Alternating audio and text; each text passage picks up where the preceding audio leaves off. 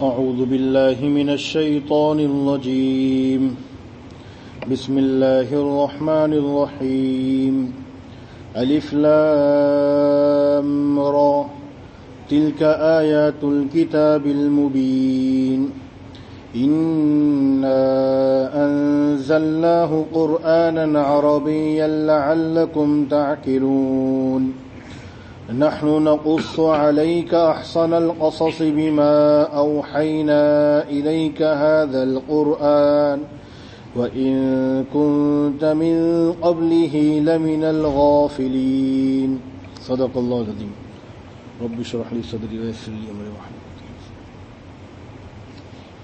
اللهم صل على سيدنا. گزشتہ آیتوں کے اندر یہ بات آئی تھی کہ اللہ تبارک و تعالیٰ نے قرآن کریم کی آیتوں کو بالکل واضح انداز میں بیان کیا ہے. پھر اس کے بعد اللہ نے فرمایا تھا کہ ہم نے قرآن کریم کو عربی زبان میں نازل کیا تاکہ تم سمجھو. اب آگے اللہ کہہ رہے نحن نقص علیک احسن القصص، ہم آپ کے سامنے بہترین واقعہ بیان کر رہے ہیں. بما اوحینا الیک ھذا القرآن، یہ قرآن کریم آپ کی طرف وحی کے ذریعے نازل کیا ہے، اس کے ذریعے ہم آپ کے سامنے بہترین واقعہ بیان کرتے ہیں. وَإِن كُنتَ مِن قَبْلِهِ، اس واقعے سے پہلے یعنی اس وحی کے آنے سے پہلے لَمِنَ الْغَافِلِينَ، آپ اس واقعے سے بالکل بے خبر تھے، آپ کو معلوم نہیں تھا. اب یہاں پر سب سے پہلی چیز اللہ نے نحنو کہا، حالانکہ نحنو کے معنی ہیں جمع، ہم سب، اور اللہ ایک ہے، انا کہنا چاہیے. لیکن قرآن کریم میں دونوں چیزیں استعمال ہوئی ہے. کہیں پر اللہ نے انا کہا کہ میں ہوں، اور کہیں پر نحنو کہا کہ ہم. اور یہ جو ہے نا عربی کے اندر کبھی کبھی یہ چلتا ہے، ہمارے ہاں پر بھی لوگ گھروں میں کبھی بولی بولتے ہیں ہم نے یہ کام کر لیا، ہم نے یہ کام کر لیا، یعنی مراد اکیلا ہوتا ہے لیکن نحنو کا لفظ استعمال کرتے ہیں. تو یہاں پر جو اللہ نے نحنو کہا نا، تو یہ جمع بول کر اللہ تعالیٰ اپنی ذات مراد لے رہے، اکیلا ہے، اور یہ اس کو جمع تعظیمی کہتے ہیں. اور اس میں اللہ کی قدرت کا اظہار ہے کہ ہم ہی کرتے ہیں، اور یہ ہمارا ہی حصہ ہے کہ ہم یہ واقعہ آپ کے سامنے بیان کر رہے ہیں. اس سے پہلے کے ساتھ اس واقعے کو بیان کرنا کسی نے بھی نہیں بیان کیا. توریت کے اندر موجود ہے واقعہ، لیکن اپنی اصلی شکل میں موجود نہیں ہے. بہت ساری خرافات اور بہت سارے بگاڑ اس کے اندر موجود ہیں. تو ساری گندگیوں کو دور کر کے اور اچھائیوں کو بیان کرنا اور واقعی کی ضروری چیزوں کو بیان کرنا، یہ ہمارا ہی خاصہ ہے، ہمارا ہی حصہ ہے. اس لیے اللہ نے فرمایا نحن نقص. آگے اللہ تبارک تعالیٰ نے فرمایا احسن القصص، جو آج یہ تفسیر کے اندر یہ کہ بہترین واقعہ اللہ بیان کر رہے ہیں. اللہ نے اس صورت کو کے اندر جو حضرت یوسف علیہ السلام کا واقعہ آیا اس کو اللہ نے احسن القصص کیوں کہا؟ اس کی دو چیزیں ہیں، دو جہت ہے. ایک تو یہ ہے کہ پورے سورت کا مقصد، اور ایک اس کے اندر چھوٹے چھوٹے اجزاء، یعنی چھوٹے چھوٹے جو واقعات، ایک ایک جو چیزیں پیش آئی. پہلے ہم دیکھتے ہیں کہ پورے سورت کا مقصد یہ ہے کہ اللہ توحید بتانا چاہ رہے ہیں، اور واقعی میں عجیب انداز میں اللہ نے بیان کیا ہے واللہ غالب علی امرہ، اللہ اپنے ہر معاملے میں غالب ہے. اللہ کی مشیت کسی چیز کے بارے میں چاہ لینا تو کسی انسان میں طاقت نہیں کہ اس کی مشیت کے خلاف کر کے دکھا دے. انسان تو دور، انبیاء علیہ الصلوۃ والسلام بھی اللہ کی مشیت کے سامنے اطاعت گزار ہو جاتے کہ ہم کچھ نہیں کر سکتے. یہاں ہم واقعہ دیکھیں کہ حضرت یوسف علیہ السلام ہے، حضرت یعقوب علیہ السلام ہے. یعقوب علیہ السلام نبی ہے، برگزیدہ نبی ہے، بڑی نسبت ہے، سب کچھ. اللہ کے نبی علیہ الصلوۃ والسلام نے، بخاری شریف کے اندر روایت ہے کہ اللہ کے نبی نے فرمایا یوسف کون ہے؟ کہ کریم ابن کریم ابن کریم ابن کریم. یوسف علیہ السلام ان کے وہ کریم، ان کے والد صاحب یعقوب وہ کریم، ان کے والد صاحب اسحاق وہ کریم، ان کے والد صاحب حضرت ابراہیم علیہ السلام وہ کریم. اتنا بڑا مقام. لیکن جب بیٹا جدا ہو گیا، اللہ کی مشیت، اتنے سالوں تک جدا رہا، روتے رہے، لیکن اللہ کی مشیت، اللہ کچھ چاہ رہے ہیں، کوئی کچھ نہیں کر سکتا. واللہ غالب علی امری، اللہ اپنے معاملے میں غالب ہے. اللہ نے توحید کو سمجھایا یہاں پر. اور جب آدمی کے دل میں توحید آ جاتی ہے نا، تو سارے حالات لگتے ایسے ہیں کہ یہ مخالف ہیں، لیکن اللہ کا ارادہ کچھ اور ہوتا ہے. اور اللہ جب اپنی تدبیر کو نافذ کر دے نا تو کوئی کسی کی ہمت نہیں کہ اس کے خلاف کر کے دکھا دے. اس لیے حدیث قدسی میں یا ابن آدم، اے میرے بندے، انک ترید و انا ارید، ایک تیری چاہت ایک میری چاہت ہے. لا یکون الا ما ارید، ہوگا وہ جو میں چاہوں گا. وَإِن سَلَّمْتَ لِي فِيمَا أُرِيدُ، اگر تو میری چاہت پر اتر آیا نا، کفیتک فیما ترید، پھر تو جو چاہے گا میں کر کے دکھا دوں گا. وَإِن لَمْ تُسَلِّمْ لِي فِيمَا أُرِيدُ، اور اگر تو میری چاہت پر اترا نہیں نا، اتبعتک فیما ترید، تو جو چاہ رہا نا تجھے تھکا کے رکھ دوں گا اس میں. پھر کہا لا یکون الا ما ارید، ہوگا وہی جو میں چاہ رہا ہوں. یہ اللہ کی چاہت، یہ نظام اللہ کا بڑا عجیب ہے. تو اللہ نے سب سے پہلی چیز جو بنیادی طور پر بتائی نا کہ اللہ کی توحید.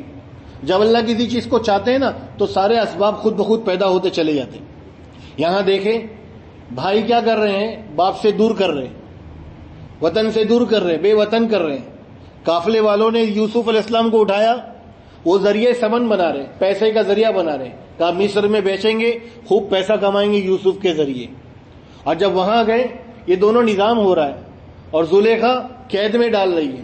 لیکن اللہ کا ارادہ کیا ہے، ان کو زمن یعنی زمانے کا بادشاہ بنانا اللہ چاہ رہے ہیں. لیکن گزر رہے کہاں سے؟ تو آدمی کو نظر کچھ آتا ہے لیکن اللہ کا نظام ایک دم الگ ہے. تو اللہ نے سب سے بنیادی چیز پوری صورت میں بتائی کہ توحید کو اللہ نے سمجھایا. دوسرا عقیدہ اللہ نے اس صورت میں یہ بتایا کہ اللہ علیم الغیب ہے، ساری غیب کا جاننے والا صرف ایک اللہ ہے. کہ یہ واقعہ آپ کو نہیں معلوم تھا، ہم نے آپ کو بتایا. تو اللہ علیم الغیب ہے. پھر علماء نے اس کے اندر بہت ساری اپنے حساب سے، جیسے ایک ہیرا ہوتا ہے نا، تو ہیرے کو جب آدمی دیکھتا ہے تو ہر آدمی اپنے نظریے سے دیکھتا ہے ہیرے کو. کوئی کہتا ہے خوبصورت ہے، کوئی کہتا ہے مہنگا ہے. حالانکہ ذات کیا ہوتی ہے، ایک ہی ہوتی ہے، لیکن ہر آدمی کا دیکھنے کا انداز کیا ہوتا ہے، الگ الگ ہوتا ہے. تو قرآن کریم کی صورت میں مفسرین نے اپنے انداز سے دیکھا اور اپنے انداز میں کہا کہ احسن القصص اللہ نے کیوں بیان کیا. کسی نے کہا کہ اللہ نے انسان کی فطرت کو اس کے اندر بیان کیا ہے کہ انسان کی فطرت ہوتی ہے، کوئی ترقی کرتا تو اس سے حسد پیدا ہو جاتا ہے.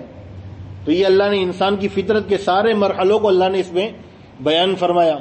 بعض علماء نے فرمایا کہ اللہ تبارک و تعالیٰ نے ایک چیز یہ بتائی کہ انسان کے حالات ہمیشہ ایک جیسے نہیں رہتے، بدلتے رہتے ہیں. کبھی خوشی ہے، کبھی غمی ہے، کبھی غمی ہے تو کبھی خوشی ہے.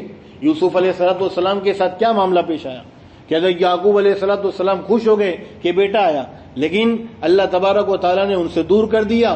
سالوں غم کے اندر کی زندگی گزر گئی، پھر اللہ نے واپس خوشی عطا فرمائی.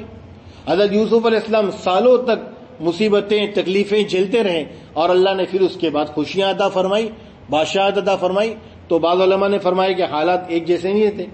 بعض علماء نے فرمایا کہ انسان کے نفس کو اللہ نے یہاں بیان کیا ہے کہ انسان کے نفس کی بنیاد جو ہے نا شر ہے. اگر اس کی اصلاح نہیں کی گئی نا تو یہ شر پیدا کرے گا. اور پھر خواہشات، جب آدمی، کچھ لوگ ہوتے ہیں مرد ہو یا عورت، یہاں اللہ نے بیان کیا ہے کہ اپنی خواہش کے پیچھے جب پڑ جاتے ہیں نا کہ مجھے یہ کرنا ہے، میری یہ خواہش ہے، مجھے پوری کرنی ہے، تو آدمی کسی حد تک بھی اس سے گر جاتا ہے اور ایسے گھناؤنے کام کرتا ہے، ایسے برے کام کرتا ہے کہ حیران ہو جاتا ہے کہ یہ کیا ہوا. جیسے زلیخا نے کیا یوسف علیہ السلام کے لیے. سارے چیزیں اپنے موقع پر انشاءاللہ آئے گی. پھر اسی طرح بعض علماء فرماتے ہیں کہ اللہ تبارک و تعالیٰ نے اس کے اندر یہ بھی چیز بیان کی ہے کہ مالک آقا کیسا ہونا چاہیے، غلام کیسا ہونا چاہیے، بادشاہ اگر ہے تو ہم کیسے ہونا چاہیے، اگر بادشاہ کی مملوک ہے تو کیسا ہونا چاہیے. عقل کی اللہ نے اس کے اندر تعریف کی کہ تدبیر کرنا بہت بڑی چیز ہے. ہمارے یہاں تدبیر کا نظام نہیں ہے. حضرت ابو ذر غفاری رضی اللہ عنہ کو اللہ کے نبی نے فرمایا بہترین عقل مندی کی کیا ہے کہ آدمی کیا کرے، یعنی کیا کہتے ہیں اس کو، تدبیر، پلاننگ بنایا، اچھی پلاننگ کرنا، یہ بھی عقل مندی کی علامت ہے. یہاں حضرت یوسف علیہ السلام کے واقعے میں آئے گا کہ وہ جو قحط سالی آئی تھی، خواب دیکھا تھا، تو پوری تدبیر بتائی انہوں نے کہ کیسا کرنا چاہیے، کیا کرنا چاہیے. کوئی اگر بے وفائی کرے تو اس کے ساتھ کیا سلوک کرنا چاہیے، کوئی ہمارے ساتھ برا سلوک کرے تو ہمیں کیا کرنا چاہیے. سارے واقعات کو اللہ نے اس کے اندر بیان کیا ہے. اور اگر ہم صحیح میں اس طریقے سے سنیں نا تو ہمیں ایسا لگے گا کہ یہ واقعہ ہمیں مخاطب کر رہا ہے کہ تو اس سے مراد ہے، تجھے کہا گیا ہے. پھر آگے اللہ تعالیٰ نے فرمایا، وہ پوری ساری تفصیلات انشاءاللہ اپنے موقع پر آئے گی. بعض علماء نے فرمایا انسان کا اصل امتحان تنہائی میں ہوتا ہے کہ کتنا متقی اور پرہیزگار ہے. ہمارے سامنے سب بیٹھے ہیں تو یہاں تو سارے آدمی متقی اپنے آپ کو ظاہر کرتے ہیں، لیکن تنہائیوں میں کیا حال ہے وہ تو اللہ جانتا ہے. اس لیے ہمارے استاد ایک بڑی پیاری بات کہتے تھے کہ کل قیامت کا دن ہو اور اللہ تبارک و تعالیٰ اعلان کرے کہ بھائی فلاں بندہ ادھر آ جاؤ، اور بندہ اللہ کے سامنے حاضر ہو اور اللہ اور بندے کے درمیان کوئی تیسرا موجود نہ ہو، اللہ بندے کو کہے تیرے سارے گناہ معاف کر دیے، تیرے لیے جنت کا فیصلہ کر دیا، لیکن ایک کام کریں گے ہم، تیرے بچپن سے لے کے 55 تک کی پوری زندگی رات کی تنہائیوں کو ہم سب کے سامنے لائیو دکھائیں گے۔ بندہ کیا کہے گا؟ کیا کہے گا؟ ہم اگر اس جگہ ہوں گے تو کیا کہیں گے؟ ہمیں معلوم ہے ہماری رات کی تنہائیاں کیسی گزرتی ہیں، اور اللہ جانتا ہے۔ یہ تو اللہ تعالیٰ نے پردہ ڈال دیا ہمارے اوپر، تو ہمیں نہیں معلوم پڑ رہا۔ لوگ کہہ رہے ہیں ارے ماشاءاللہ کتنے اچھے آدمی ہیں، کیسے نمازی ہیں، لیکن رات کی تنہائیاں کیا ہے وہ تو اللہ جانتا ہے۔ تو اللہ تعالیٰ کہتے ہیں کہ رات کی یعنی تنہائیوں میں تقوی کا امتحان ہوتا ہے سر، اور وہ حضرت یوسف علیہ السلام کے ساتھ ہوا۔ ساری چیزیں ان کے موافق بنا دی گئی اور زلیخا کی، لیکن اللہ نے ان کو کامیاب کر کے دکھایا۔ تو یہ ساری چیزیں جو ہے نا احسن القصص کے اندر آتی ہیں۔ آگے اللہ نے فرمایا بیما اوحینا الیک ھذا القرآن، یہ قرآن کریم ہم نے آپ کے پاس وحی کے ذریعے بھیجا ہے۔ وَإِن كُنتَ مِن قَبْلِهِ لَمِنَ الْغَافِلِينَ، اس واقعے کے وحی آنے سے پہلے، یعنی اس واقعے کے علم سے پہلے آپ بالکل بے خبر تھے۔ میں اس لیے ہمیشہ ایک بات کہتا ہوں کہ قرآن کریم کے ترجمے کو ہے نا تم لغت کے ذریعے نہیں سمجھ سکتے۔ ڈکشنری جس کو بولتے ہیں نا، لفظ کا معنی، غافل کے معنی کیا ہے لغت کے اندر ڈکشنری میں؟ یعنی جو آدمی غافل ہو کہتے ہیں نا۔ اچھا، دوسری چیز، اردو کا غافل الگ ہوتا ہے، عربی کا غافل الگ ہوتا ہے۔ وہ ایک مرتبہ ایک صاحب تھے قرآن کریم کا صرف ترجمہ پڑھتے تھے، عربی نہیں پڑھتے۔ میں نے جو کل بتایا تھا نا کہ عربی قرآن کریم کی آیت لکھی اس کے نیچے ترجمہ لکھا ہو، اس طریقے سے پڑھنا چاہیے تاکہ قرآن کریم کا مفہوم سمجھ میں آئے کہ اللہ کہنا کیا چاہ رہے ہیں۔ تو قرآن کریم میں ایک آیت ہے، یا ایھا الذین آمنوا لا تقولوا راعنا، اے ایمان والو راعنا مت کہو۔ اس کا پورا ایک بیک گراؤنڈ ہے، وہ اپنے موقع پر آئے گا۔ تو ایک صاحب قرآن کریم کا ترجمہ پڑھتے تھے، صرف عربی نہیں پڑھتے تھے، دیکھتے نہیں تھے، تو انہوں نے قرآن کریم میں سے راعنا پڑھنا چھوڑ دیا۔ بولے بھائی کیوں نہیں پڑھ رہے؟ بولے اللہ نے منع کیا نا راعنا مت کہو۔ میری بات نہیں سمجھا بھائی، قرآن کریم کے ترجمے میں لکھا تھا کہ ایمان والو راعنا مت کہو، کیونکہ یہودی لوگ جو تھے نا وہ حضور صلی اللہ علیہ وسلم کو ڈبل میننگ میں بات کرتے تھے۔ راعنا کے معنی یہ کہا تھا کہ اللہ کے نبی ہماری رعایت کرو، اور وہ لوگ راعنا ایسا بولتے تھے کہ اللہ کے نبی کو چرواہا بولتے تھے، ہمارے چرواہے۔ تو اللہ نے کہا کہ ڈبل میننگ والی باتیں ہیں نا، تو تم یہ بات ہی مت کرو، بلکہ یہ کہو انظرنا، ہمارے معاملے میں غور کرو۔ تو اللہ نے کہا کہ ایمان والو تم راعنا لفظ مت کہو۔ تو کون سا راعنا کہا گیا تھا کہ جو لوگ استعمال کرے وہ مت کرو۔ تو یہ صاحب نے تو قرآن کریم میں پڑھنا ہی چھوڑ دیا راعنا، کیونکہ اللہ منع کرو تو ہم کیوں پڑھیں؟ تو بغیر رہبری کے نہیں کرنا چاہیے آدمی کو۔ کسی آدمی پڑھے قرآن کریم کو، سمجھے، جہاں اٹکے آدمی فوراً پوچھ لے۔ تو غافلین کا اگر ہم ترجمہ یہ کریں کہ اللہ کے نبی نعوذ باللہ غافل تھے تو کتنا مفہوم غلط ہو جائے گا۔ لیکن یہاں مراد غافل نہیں ہے بلکہ بے خبر ہے کہ آپ صلی اللہ علیہ وسلم کو اس واقعے کے وحی آنے سے پہلے آپ بالکل بے خبر تھے اس وقت۔ اور یہ بات جو ہے نا، یہ آیت، یہ حضور صلی اللہ علیہ وسلم کے نبی ہونے کی سب سے بڑی دلیل ہے۔ یہودیوں کا اور مشرکین کا سب سے بڑا ایک اعتراض یہ بھی تھا کہ حضور صلی اللہ علیہ وسلم کو کسی نے سکھایا ہے، اس لیے سب باتیں حضور ہمارے سامنے بیان کرتے۔ تو اللہ تبارک و تعالیٰ نے فرمایا کہ حضور کو کسی نے سکھایا نہیں، اس لیے کہ حضور امی تھے، کسی کتاب میں سے پڑھے نہیں تھے، اور حضور صلی اللہ علیہ وسلم کسی کے سامنے جا کر شاگردی کی اختیار بھی نہیں کی، کسی کے اسٹوڈنٹ بنے نہیں۔ اللہ نے براہ راست سارے اسباب خود بخود ختم کر دیے۔ پیدا ہوئے تو والد صاحب کا سایہ اڑ گیا، تھوڑے بڑے ہوئے تو والدہ چلی گئی، پھر تھوڑے بڑے ہوئے تو دادا چلے گئے، اور ابو طالب کی نگرانی میں جب سوجھ بوجھ آ گئی جب وہاں پہنچے۔ سارے اسباب اللہ نے شاگردگی کے ختم کر دیے تاکہ کوئی یہ نہ کہے کہ حضور صلی اللہ علیہ وسلم نے فلاں سے سیکھ کر ہمارے سامنے واقعہ بیان کیا ہے۔ جب ایک نبی جس کو کچھ بھی نہیں معلوم اور کسی کے پاس گئے بھی نہیں، اور وہ واقعات کو اس انداز میں بیان کر رہے ہیں کہ جو غلطیاں پہلی کتابوں میں تھی اس کی نشاندہی بھی کر رہے، اس کو بتا بھی رہے، اور ایک ایک جز اور ایسے ایسے اندازے بتا رہے کہ یہ واقعہ صرف اللہ ہی بتا سکتا ہے اور کوئی نہیں بتا سکتا ہے، اور اللہ نبی کو بتاتے ہیں، نبی کے علاوہ کے پر کہیں وحی نہیں آتی۔ وحی کس پر آتی ہے؟ نبی پر آتی ہے، لہذا حضور صلی اللہ علیہ وسلم نبی ہے، نبی کے علاوہ اور کچھ نہیں۔ ایک واقعہ قرآن کریم میں سورہ مریم کے اندر اللہ نے بیان فرمایا۔ اللہ کہتے ہیں وَمَا كُنْتَ لَدَيْهِمْ، آپ اس وقت موجود نہیں تھے، اِذْ يُلْقُونَ أَقْلَامَهُمْ، جب انہوں نے اپنی قلم کو پانی میں ڈالا تھا، اَيُّهُمْ يَكْفُلُ مریم، کہ مریم کی کفالت کون کرے گا. جب حضرت زکریا علیہ السلام کے پاس حضرت مریم کو لایا گیا تو حضرت زکریا علیہ السلام نے کہا میں اس کا رشتہ دار ہوں, میں اس کی کفالت کروں گا. تو بہت سارے لوگ تھے کہ نہیں ہمیں کفالت کرنا ہے. تو بات آئی کہ اپنا قلم جو ہے نا پانی میں ڈالو. اگر جس کا قلم پانی کے الٹے بہاؤ پر چلے, پانی اس طرف آ رہا ہے, الٹا چلے نا تو وہ اس کی کفالت کرے گا. یہ واقعہ اللہ بیان کیے قرآن کریم میں. تو اللہ کہہ رہے ہیں کہ یہ جب واقعہ پیش آیا تھا آپ تو وہاں موجود نہیں تھے, اور جب موجود نہیں تھے اور آپ واقعہ یہ بیان کر رہے تو معلوم ہو کہ بتانے والا کون ہے, اللہ کے علاوہ کوئی نہیں ہے. اور اللہ نے وحی کے ذریعے بھیجا اور وہی نبی پر آتی, لہٰذا آپ کیا ہے, نبی ہیں. آج بھی بہت سارے لوگ حضور صلی اللہ علیہ وسلم پر بہت سارے اعتراضات کرتے ہیں. ان اعتراضات میں سے یہ بھی اعتراض کرتے کہ حضور صلی اللہ علیہ وسلم نے کسی سے کچھ پڑھ کر ہمارے کو بتا دیا. وہ آپ نے واقعہ سنا ہوگا سیرت میں, حضور صلی اللہ علیہ وسلم نے شام کا سفر کیا تھا, آپ کو معلوم ہوگا.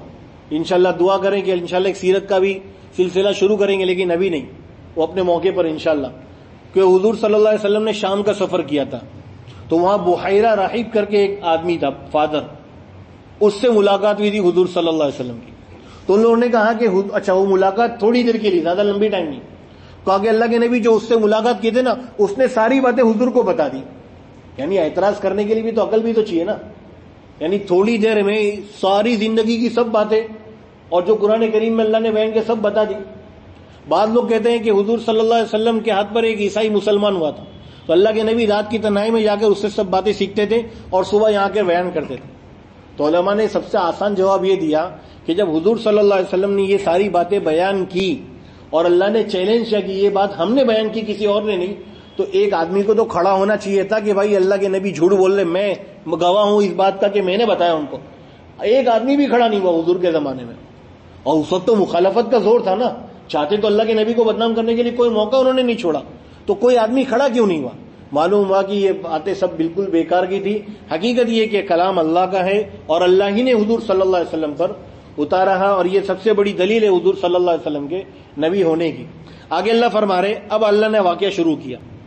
اللہ نے یہ چھوڑ دیا کہ یوسف علیہ السلام کہاں پیدا ہوئے, کتنے سال کی عمر تھی, کتنے بھائی تھے, کیا تھے, سب کو چھوڑ کر جو واقعہ جہاں سے شروع ہوتا ہے, آزمائش جہاں سے شروع ہوئی, اللہ نے اس کو بیان کر دیا ایک خواب کے ذریعے. اب وہ خواب کیا تھا, کیا اس کے بارے میں خواب کے احکامات ہیں, وہ انشاءاللہ آئندہ ہفتے آئیں گے. بس اللہ ہم سب کو عمل کرنے کی توفیق عطا فرماوے, اور حضور صلی اللہ علیہ وسلم کے اوپر جو قرآن کریم نازل ہوا اس کی محبت اللہ ہمارے دل میں پیدا فرماوے. سبحان اللہ بحمدہ, سبحانک اللہم بحمدک, اشہد ان لا الہ الا انت, استغفرک واتوب الیک. سبحان ربک رب العزت عما یصفون, والسلام علی المرسلین, والحمد للہ.